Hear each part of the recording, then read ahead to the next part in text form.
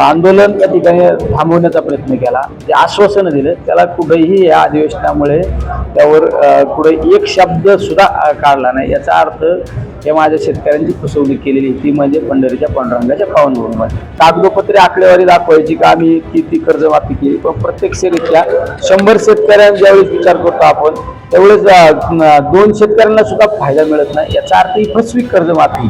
तुम्ही निवडणुकीच्या दरम्यान ज्यावेळेस समाजामध्ये फिरता त्यावेळेस सांगता आम्ही 7-12 कोरा करू एवढं मोठमोठ्याला घोषणा करता, कांद्याला भाव देऊ, सोयाबीनला देऊ, दुधाला देऊ, निवडणूक झाल्यानंतर तुम्ही का शेतकऱ्यांना विचारता? याचा अर्थ तुम्ही माझ्या शेतकऱ्यांची फसवणूक करत आहात। आमदार रोहित पवार छत्रपती संभाजीनगरमध्ये शेतकऱ्यांच्या विविध मागण्यांसाठी रास्ता रोको आंदोलन करणार आहेत। आपल्यासोबत त्या संबंधित बोलायला खासदार निलेश लंके आहेत। तसं पाहता सातत्याने तुम्ही आंदोलन करताय। रोहित पवारांनी पंढरपूरमध्ये सुद्धा उपोषण केलं होतं, मात्र अजूनही सरकारने आमचा शब्द मोडला आणि आम्हाला फसवला असं ते म्हणताय।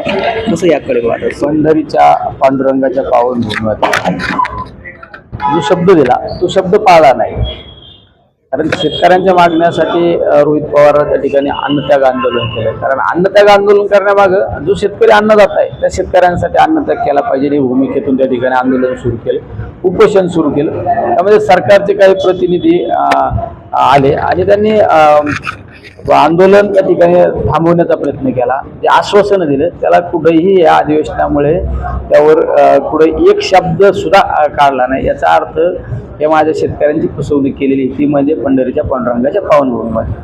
मात्र सरकारकडून सांगण्यात येते आम्ही कर्जमाफी केली, मात्र ही सगळी स्टंटबाजी फक्त नावासाठी केल्या जाते। असं तुम्ही कर्जमाफी जर केली तर 2019ला कर्जमाफी ज्यांना मिळाली त्यांच्यासाठी वेगळा क्रायटेरिया, बाकीच्यांसाठी वेगळा। हे कशाला?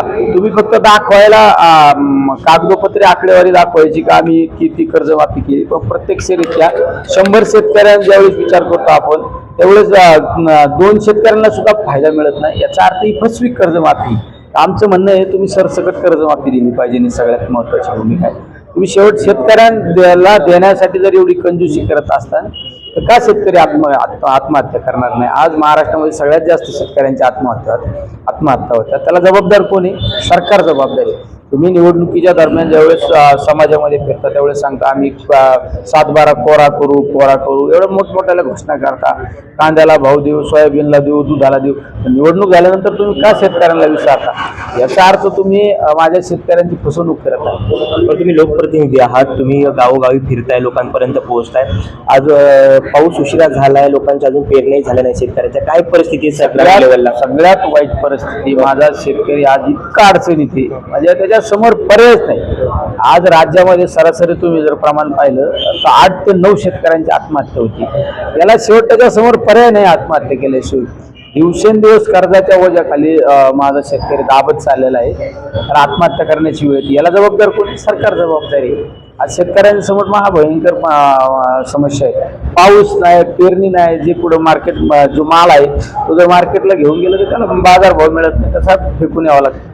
तर शेवटचं आव्हान काय असणार आहे तुमच्या सरकारला आता या आंदोलनाच्या माध्यमातून? सरकारला मी हेच आव्हान करू इच्छितो तर जर खऱ्या अर्थाने तुम्ही शेतकरी पुत्र म्हणून तुम्ही जर राज्यामध्ये फिरताना तर तुम्ही या शेतकऱ्यांच्या मागण्या मान्य केल्या पाहिजे, ही सगळ्यात महत्त्वाची भूमिका आहे। ना ते हे शेतकऱ्यांची एक देणगी आहे, याचा वनवा पेटल्याशिवाय राहणार नाही। ज्यावेळेस शेतकरी रस्त्यावर उतरत त्यावेळेस या राज्यातील प्रमुखांना रस्त्यावर फिरून जाणार नाही, हा शेतकऱ्यांची ताकद आहे।